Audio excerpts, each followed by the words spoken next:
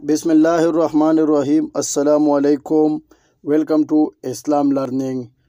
گناہوں سے بچنا، یہ حدیث ہے۔ انشاءاللہ ہم آج تفصیل سے اس کے بارے میں بات کریں گے۔ شروع کرنے سے پہلے اگر چینل پر نئے ہو اور سبسکرائب نہیں کیا تو برائے مہربانی چینل کو سبسکرائب کریں اور ساتھ والی بیل بٹن بھی دبائیں تاکہ ہر نئے آنے والی ویڈیو کی اپڈیٹ آپ کو ملتے رہے۔ مرض اور علاج۔ نبی کریم صلی اللہ علیہ وسلم نے ارشاد فرمایا، کیا میں تم کو تمہاری بیماری اور دوا نہ بتا دوں؟ سن لو کہ تمہاری بیماری گناہ ہے اور تمہاری دوا استغفار ہے۔ گناہ کا دل پر اثر۔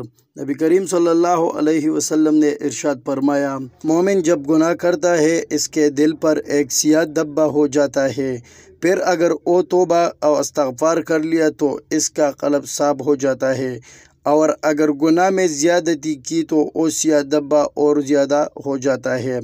سو یہی ہے وہ زنگ جس کا ذکر اللہ تعالیٰ نے اس آیات میں فرمایا ہے۔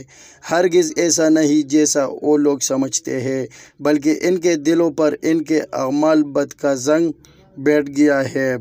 اللہ کا عذاب۔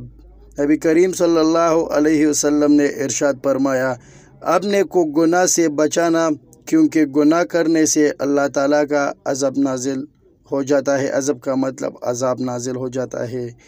دلوں کا زنگ۔ نبی کریم صلی اللہ علیہ وسلم نے ارشاد فرمایا، دلوں میں ایک قسم کا زنگ لگ جاتا ہے، یعنی گناہوں سے، اور اس کی صفائی استغفار ہے، یعنی استغفار سے اس کی صفائی کرے گا۔ رزق سے محرومی۔ نبی کریم صلی اللہ علیہ وسلم نے ارشاد فرمایا، بے شک آدمی محروم ہو جاتا ہے رزق سے گناہ کے سبب جس کو وہ اختیار کرتا ہے۔ انتقام الہی۔ نبی کریم صلی اللہ علیہ وسلم نے ارشاد فرمایا، جب اللہ تعالیٰ بندوں سے گناہوں کا انتقام لینا چاہتے ہیں، بچے بکثرت مرتے ہیں اور عورتیں بانجھ ہو جاتی ہے۔ 5 خطرناک چیزیں۔ نبی کریم صلی اللہ علیہ وسلم نے ارشاد فرمایا، حضرت عبداللہ بن عمر رضی اللہ تعالی عنہ سے روایت ہے کہ ہم 10 آدمی حضور اقدس صلی اللہ علیہ وسلم کی خدمت میں حاضر تھے۔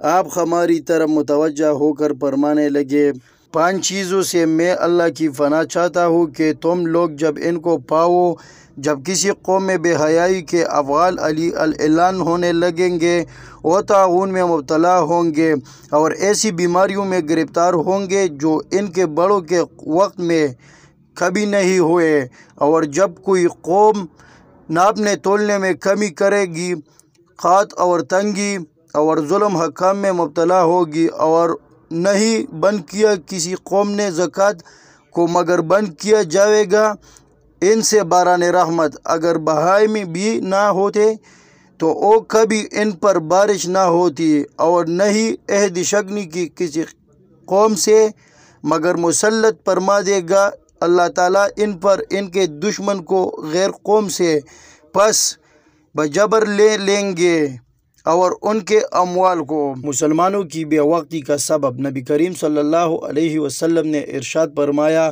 قریب زمانہ آ رہا ہے کہ کفار کی تمام جماعتیں تمہارے مقابلے میں ایک دوسرے کو بلائیں گی، جیسے کھانے والے اپنے خواہ کی طرف ایک دوسرے کو بلاتے ہیں۔ ایک کہنے والے نے عرض کیا، اور ہم اس روز کیا شمار میں کم ہوں گے؟